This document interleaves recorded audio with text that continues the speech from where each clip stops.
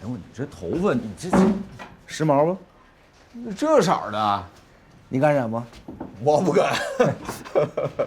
我听我爸说你这生意嘎嘎好啊。啊，那我以前这店你咋没对下来呢？让他在这儿卖栗子。哎呀，我能把这一个店整明白就不错了。对面店里那小刘，又进去了，又进去了。15年。我跟那张老太太说了，我说要对这店，她说对这个店可以啊，但是等我儿子回来，你还得把这店还我。我就寻思，我这穷折腾啥呀？我装修完了，我再给他。你没对这店是对的，它风水肯定是有问题的。我在里边卖衣服的时候，我也进去过，真的。老刘呢？老刘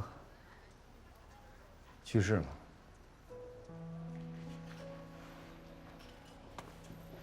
是他留给你的。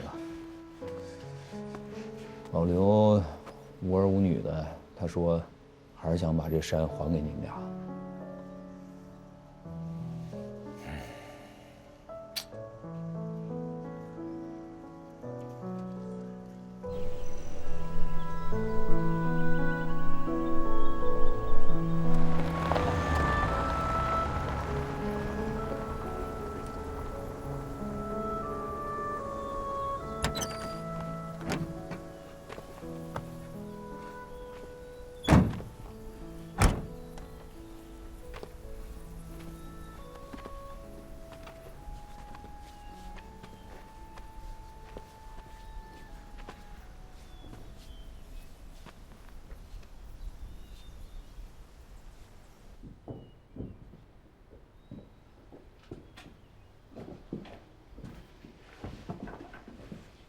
老刘一直住在这儿吗？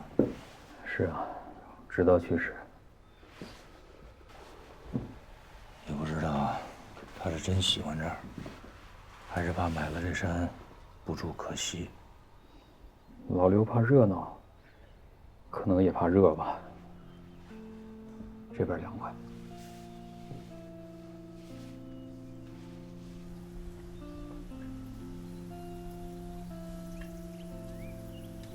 哎，还真有只兔子。咋的？在外国见不着兔子啊？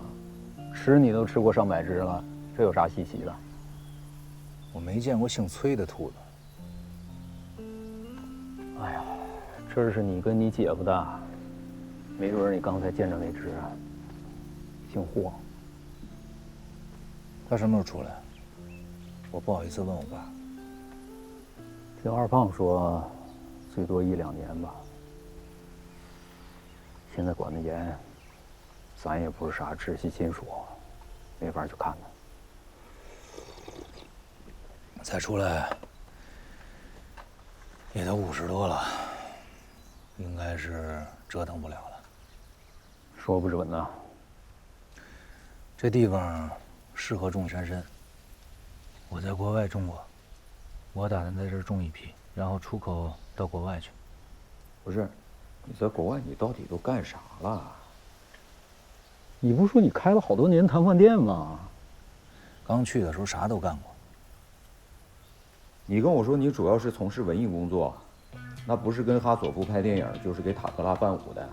啊，我想买个房子。咋个买房啊？哪个楼盘啊？看了你就知道了。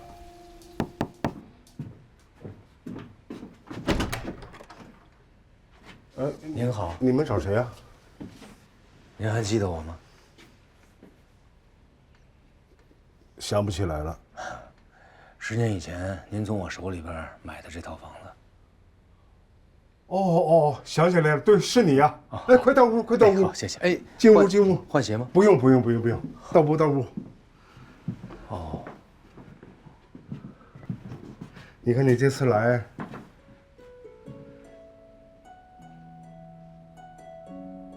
等你啊，到这儿的时候，咱家夏利车就买了。为了咱家夏利车，我也得快点成功。等你到这儿的时候，我就给你买一辆桑塔纳。妈妈啊，我们是没有家了吗？爸爸会把家还给你。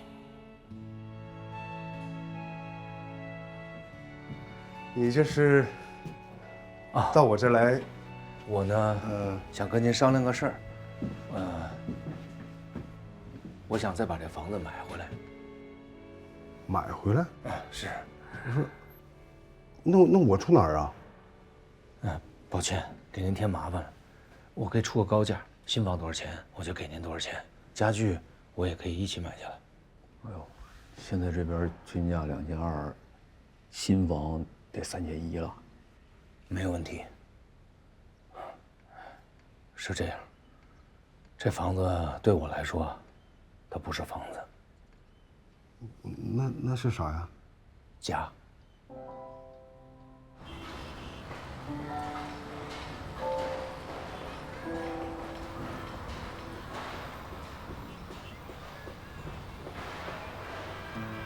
你们是不是最近没给他弄土豆丝啊？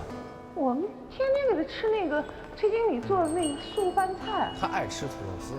行，我知道了。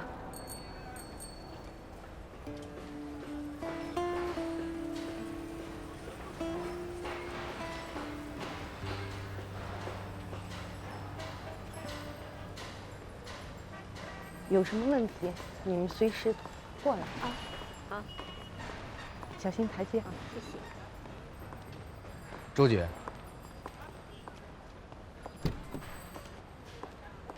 哎呀，崔呀，你啥时候回来的？前2天刚回来。啊，这儿开成美容院了。对，我在这儿打工呢。哦，之前那个野玫瑰歌舞餐厅呢？早不开了，你刚走没多久就不开了。那个姓汤的呢？他后来迷上赌博了，不但把店给输了，还在外头骗了不少钱。进去了7、8年，这刚出来什么都没有了，老婆孩子都是人家的了。真好，这是他应得的。那后来就变成美容院了？没有，然后这儿就开了一个体育用品商店，我就留在体育用品商店里打工了。这不是重建了之后就变成美容院了吗？我就留在美容院打工了。我就这命，我从第1天到鼎庆隆上班的时候，我就觉得要在这儿工作一辈子，结果这一辈子就没离开这地儿。我都50多了，再有2年就退休了。周姐，这真的是，挺好。在这儿看见您，我觉得鼎庆楼还开着。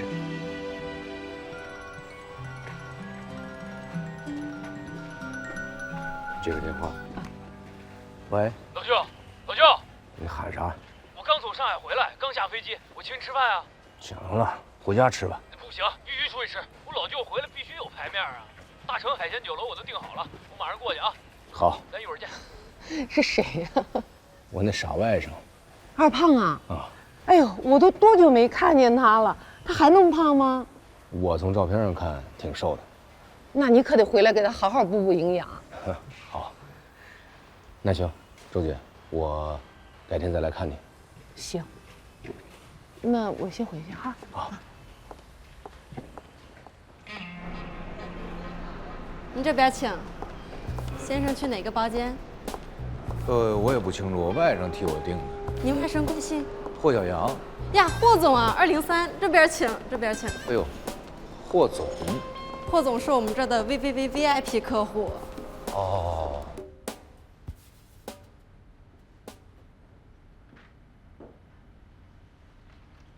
老舅，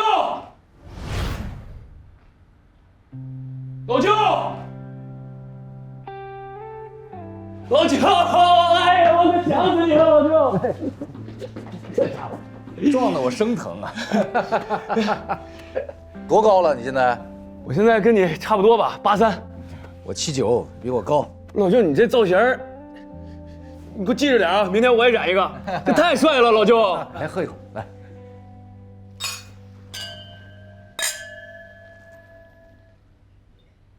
咱们在电话里边，我老是这个有一搭没一搭的听你说。今天见面了，我问问这霍总是靠什么发的家呀？从你去国外那年，咱们中国这个互联网就起来了，而这个互联网呢，绝对就是咱们中国弯道超车的机会。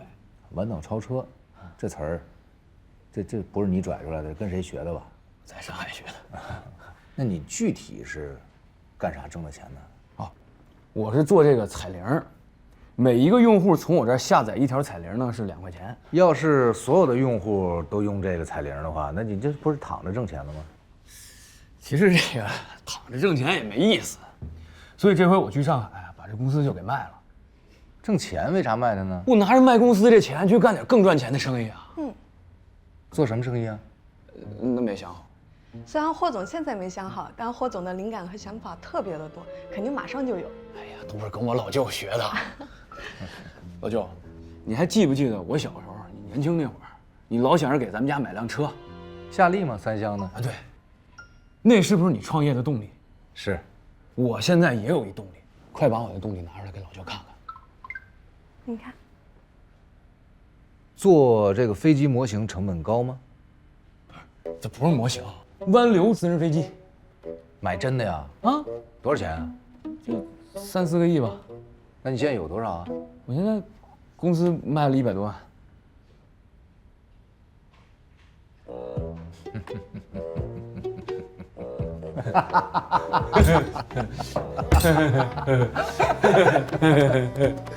哎呀，好啊，我支持你。来给我吧。游艇啥的没想着要买啊？嗨，我觉得咱还是一步一步来，先把飞机拿下，再考虑那个。你这还知道一步一步来呢？啊。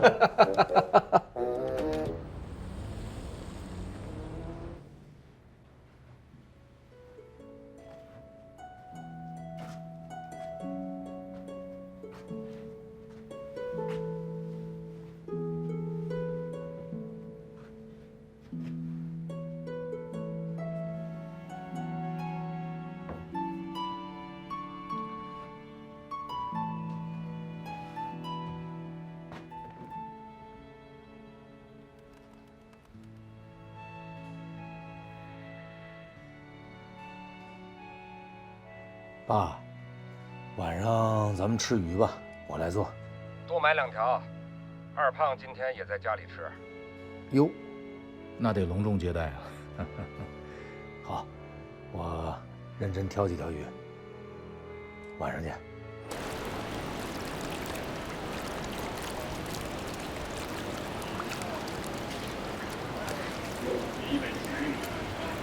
小崔国明，哎呦喂！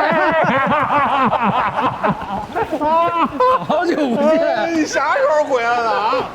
我回来有段时间了。哎呀，真是你呀！我裹这么严实你也能认出来？烧成灰我都能认出来。你在看啥呢？看螃蟹呢。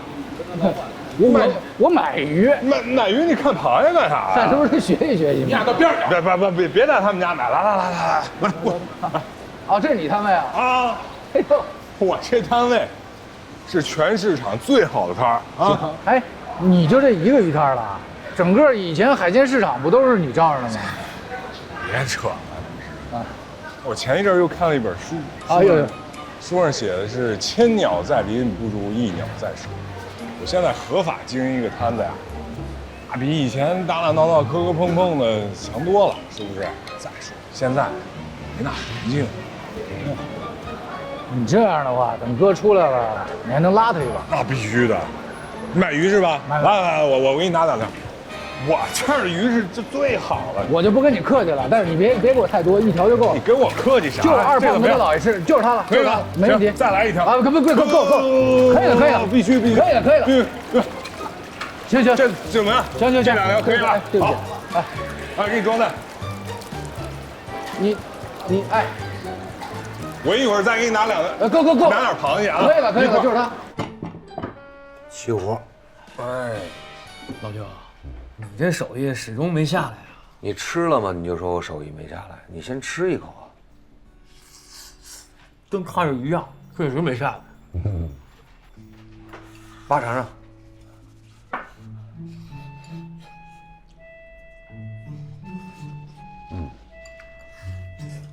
好吃，确实好吃。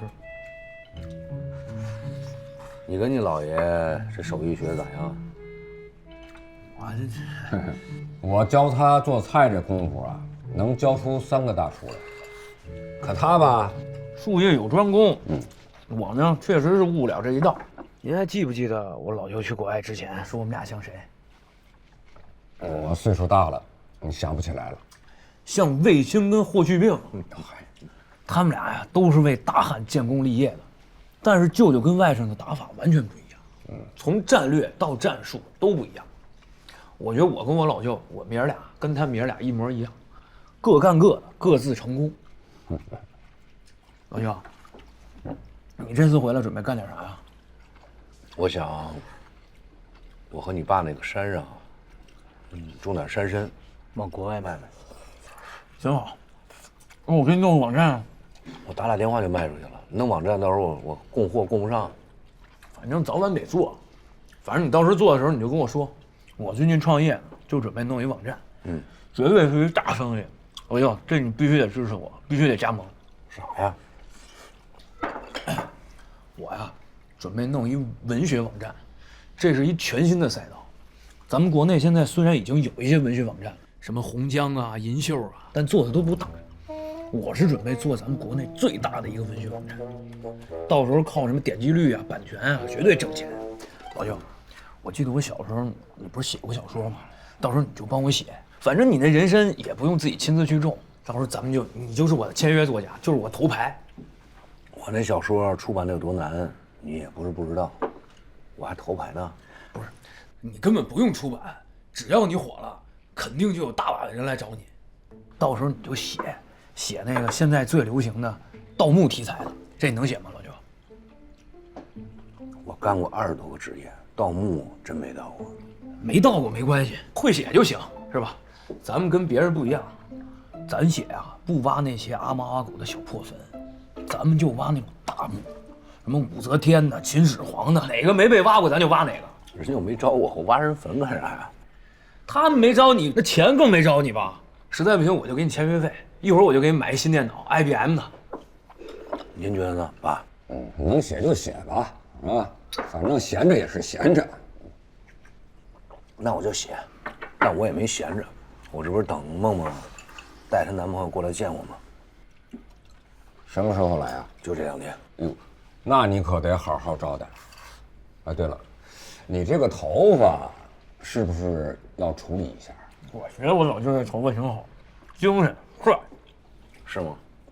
那你也染一个？我改天就去。你们俩呀，是一个模子里刻出来的。来了，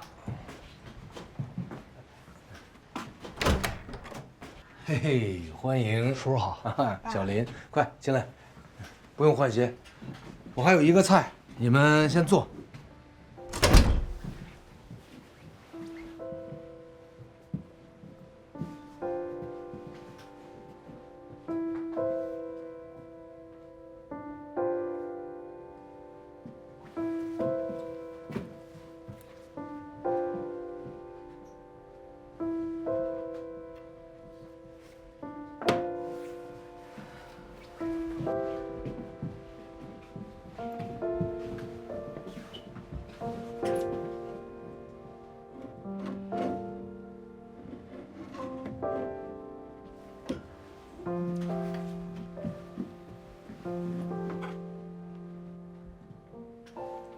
帅吗？帅。我小时候放学的时候就在这儿写作业。小林喝什么？我喝这个就行。你不喝酒吗？不喝酒。好，不喝酒好。我陪你喝，来。上海人是吧？对，卢湾区的。哦，我也在卢湾区待过一段时间。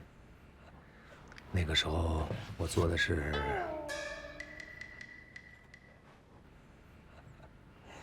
哎，欢迎你。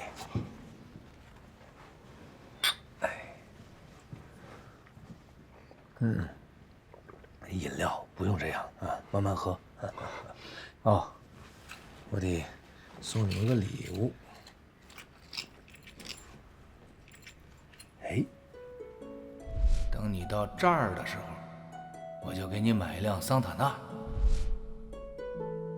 桑塔纳呀，现在虽然不是什么好车，但是做代步工具足矣。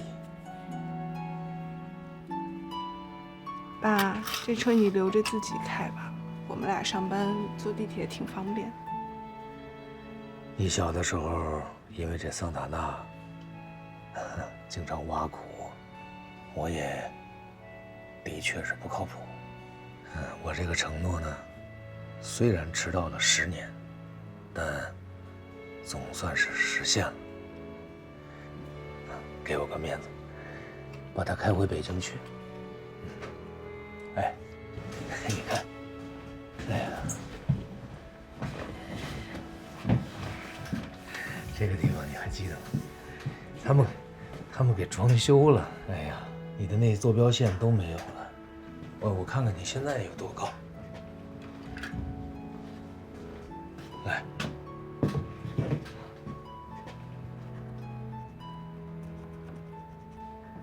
哦。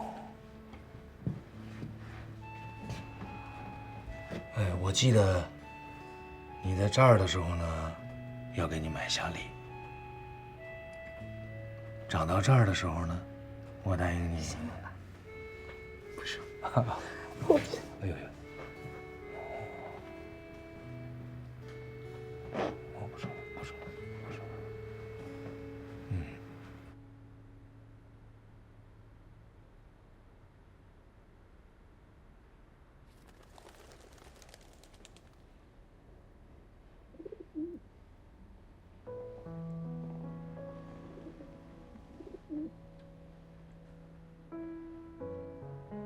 你如果看到一只白鸽飞过去，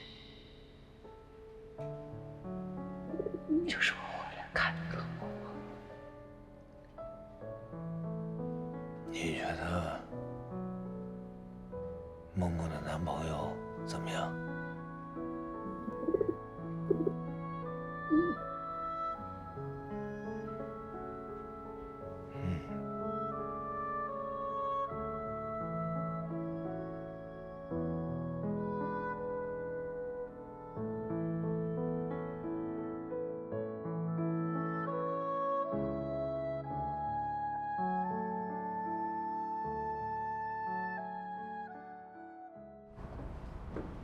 这园区弄得还不错那必须的。这块儿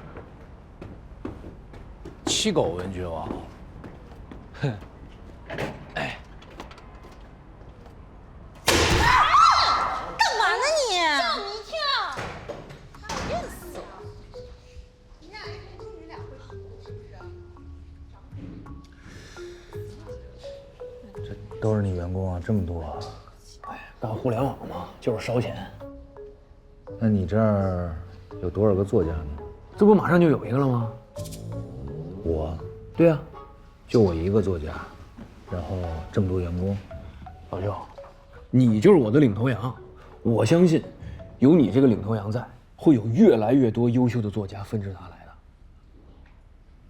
他来啊，他来。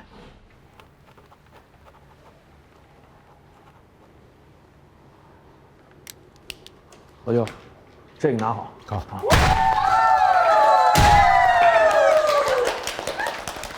我跟你说啊，我老舅就是个天才，有我老舅的加入，以后会有越来越多优秀的作家加入咱们，是不是？是，老舅好，老舅好洋气。我是你们的老板，那我老舅就是你们的太上老板，听明白了吗？明白。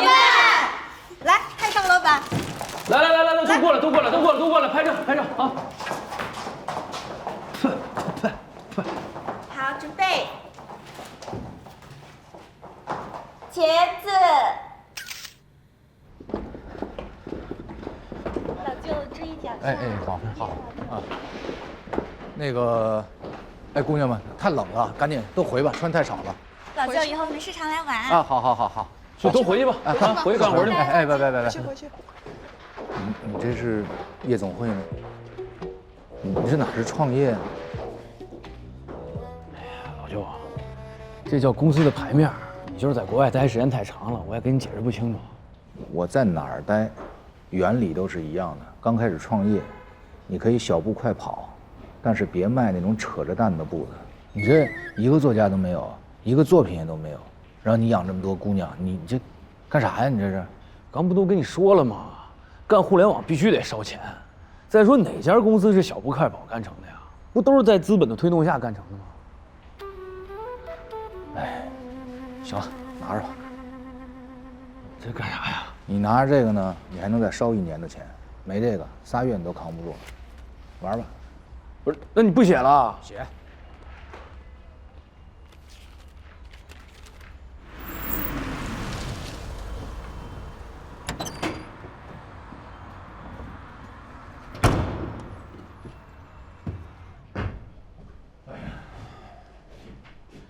你说我这傻外甥，咋就那么不靠谱呢？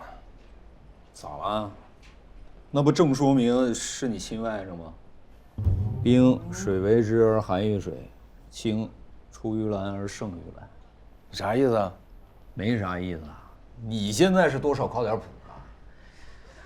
但是你不能自己腿脚刚好利索就骂别人瘸子吧？哎呦嘿！小崔呀！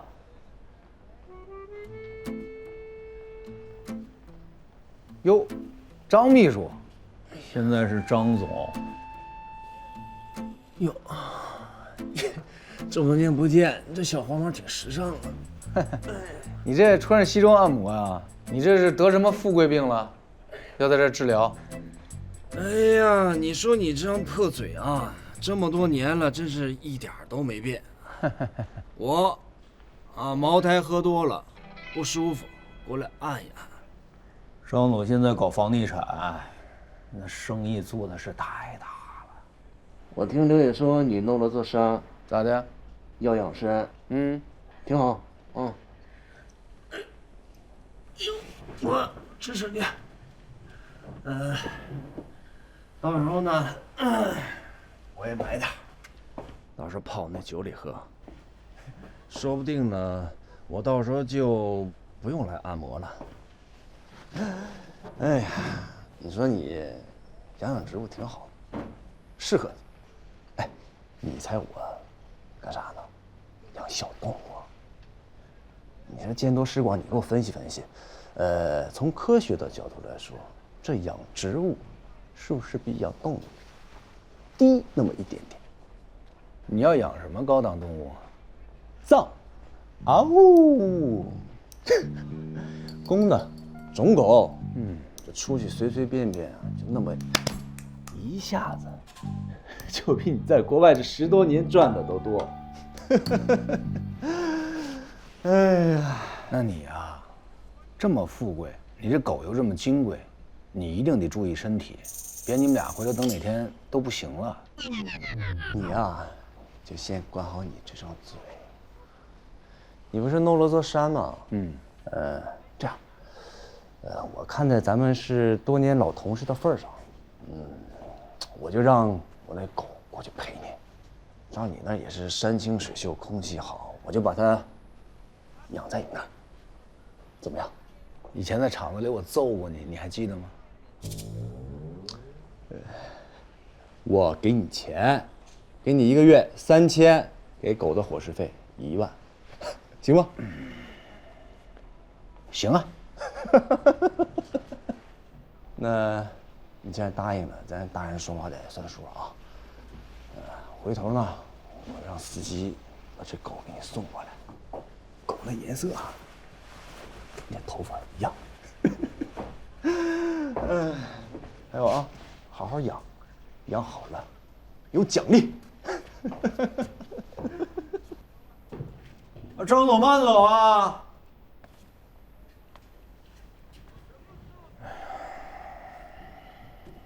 你瞅他那小人得志那样儿，你说。没办法，梦梦要在北京买房，每个月要还4000块钱贷款。哎，小雪来了。还有说啊？哎，我刚从乌鲁木齐飞回来，腰疼死了。咋了？郭大律师又去办大案去了？哪有啊？哎，对了，律师，我听说我干爹回来了。你听谁说的？二胖啊，他说他老舅不让他说。二胖这破嘴还真应该给他缝上。哎，刘叔，你是不是见过他了？他肯定来找你了吧？我见着了呀。我也见着了。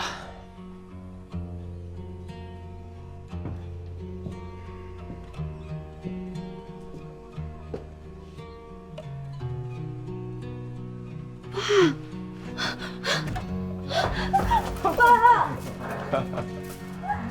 好。哎呀，本来啊，我不想让二胖跟你说，就想给你个惊喜。这家伙嘴真快。爸，你咋这么久都不回来呢？好了好了好了，大姑娘了，不抱了啊！我就抱，我抱我爸咋了？我就抱。好。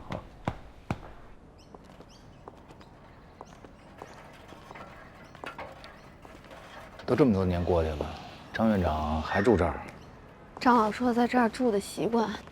哎，当年我可是来这儿好多回，人家都不肯见我了，说一见着我就迷糊。你那是没打招呼，咱这次打了招呼来的。嗯，走。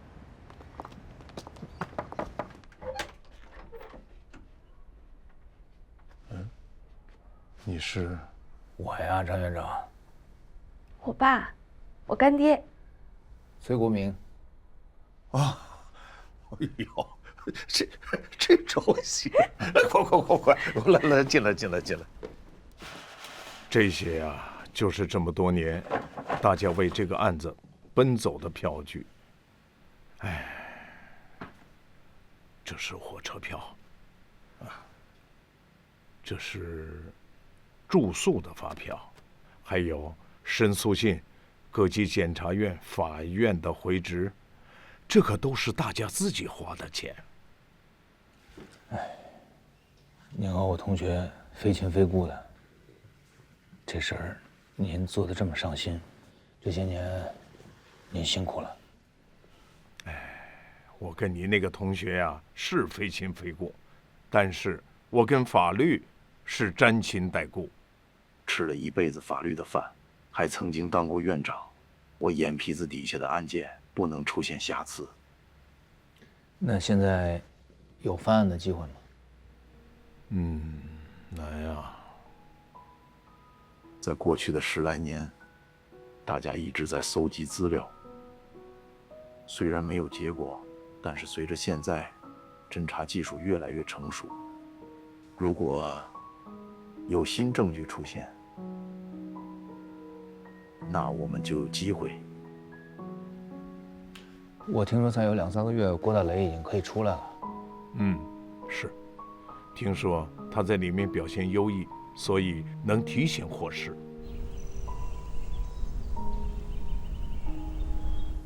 一共呢就这4步，但是大家千万别小看这4步，你给他顺序弄混了，还有就是差1步，这身啊可能都活不了。投了不少钱，大家千万不要马虎，好吧？好，谢谢。好，那咱们干活。好，哎。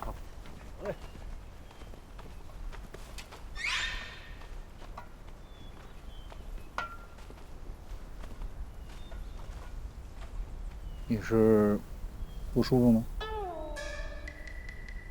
这是怎么了？跟我说说。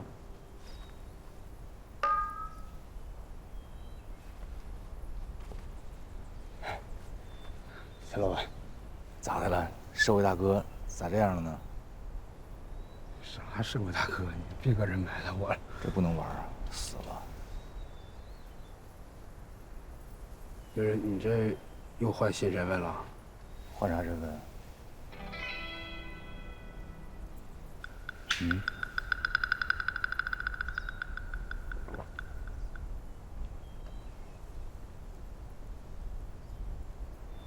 你别杀我行吗？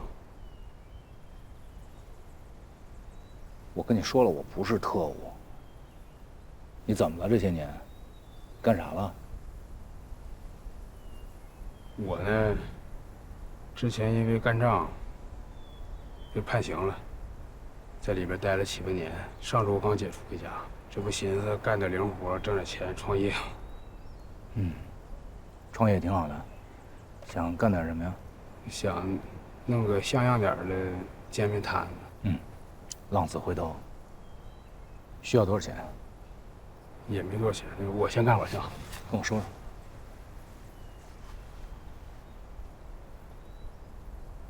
说。2000块钱。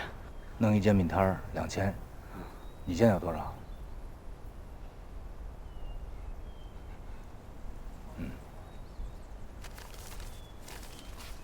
这我留着坐车，这有2100，拿着。咱俩最后一次见面是我在卖场，你当时给了我400，我那个时候很困难，你帮了我。现在我也要把这份情还给你。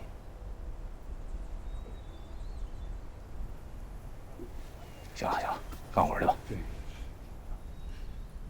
是有这么个事儿。我那天呢给你400，现在你给我这么多，那要不这么的，我也给你唱一个行吗？我给你唱5遍。不用，我说必须唱，江湖规矩，一码归一码。回去干活吧。我必须给你唱。不用。可笑的娃把回呼，可找到底给那回古董，偏偏我没有遇上，问我压床中一地风霜，怎可接受？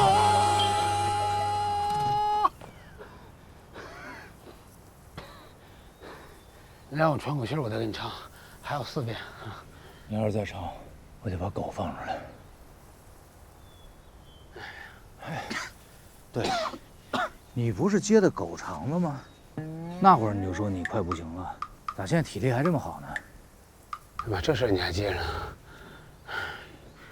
我肠子肯定全是人肠子，那不是混社会的话术吓唬人啊！你看我这浑身上下哪能吓唬人啊？不就那疤了能吓唬人啊？我那是小时候逃，上人家园子里偷黄瓜去，跳栅栏，让铁栅栏给我肚子刮个口子。再说那会儿家里穷，只要一吃肉就坏肚子。咱们有句老话说什么，狗肚里装不了2两香油嘛，所以那些邻居就给我起个外号，叫狗肠子。我看他也准备好了。哎，你咋的？把它放出来。不是你干啥呀？给你接个真的狗肠子。不是你不是接啥呀？这么大岁数一点没正形，我干活去得了呗。你啥人啥脾气呢？你说你。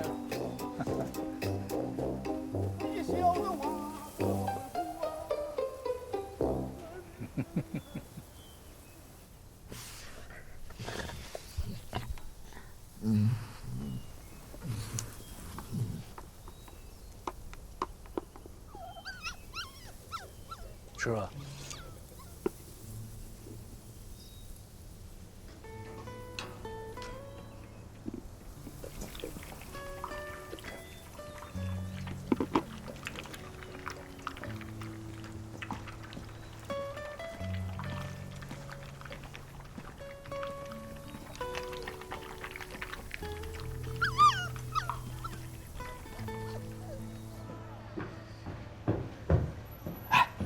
我跟你说件事儿，你这破面包子呀，我开顺手了。我经常往山里跑，你这么着，你便宜的把它卖给我。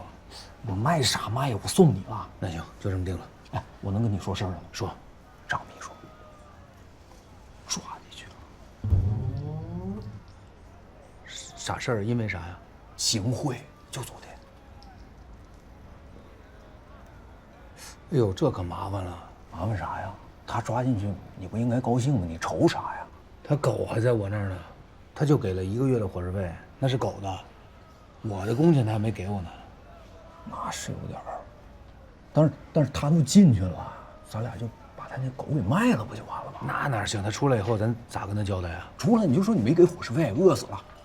哎不，我养了几天，说实话，我跟那狗也有感情。那你咋整啊？他要进去10年8年的，你就一直帮他养着？那只能当自己狗养着了。哎。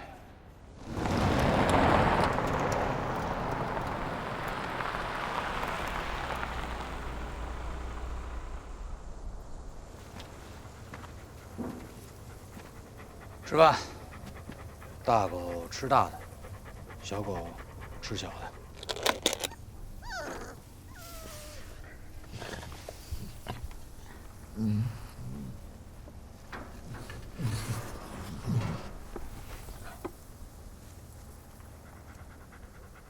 吃吧，别挑食了。大块牛肉肯定是不会再有了，你就这，也比你老板吃的好。他在里边，没准连荤的都见不着。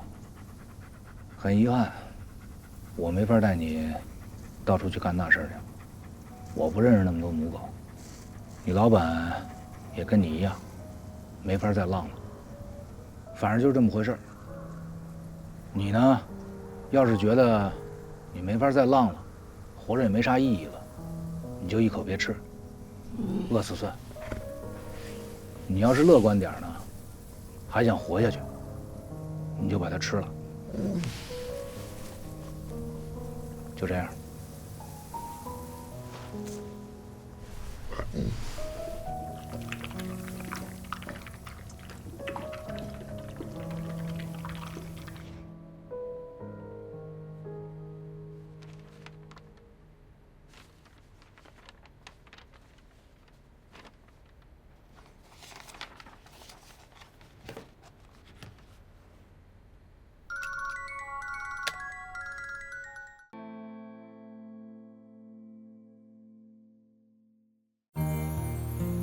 正经也无妨，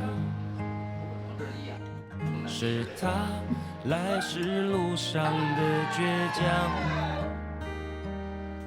你看那件貂皮大衣印着四天王，别碰，那是他独家珍藏。他非要站在浪潮上，老婆小李的天才有好多梦想，走街串巷，哼着东北的粤语腔，那段背起行囊的路途就不漫长。人生啊，我们谁都不擅长，偏要折腾个只要念念不忘，总有回响。有你在，我也不算流浪。直到长大之后，才看清你扛的那一片天，不是高楼林立，而是锅碗瓢盆的扣人心弦。老磁带里播着崔健，一口酒配一碗面，日子一天一个样，背影模糊澡堂的烟。不信星座也不信命，他说天才不写简历，无论东北下几场雪，也盖不住你的不服气。他总能面对所有问题，说句不碍事儿。平凡的天才只是去了更远的地儿。人生啊，我们谁都不擅长，偏要折腾个模样。磨破了手掌，握住了梦想，跌跌撞撞也活得滚烫。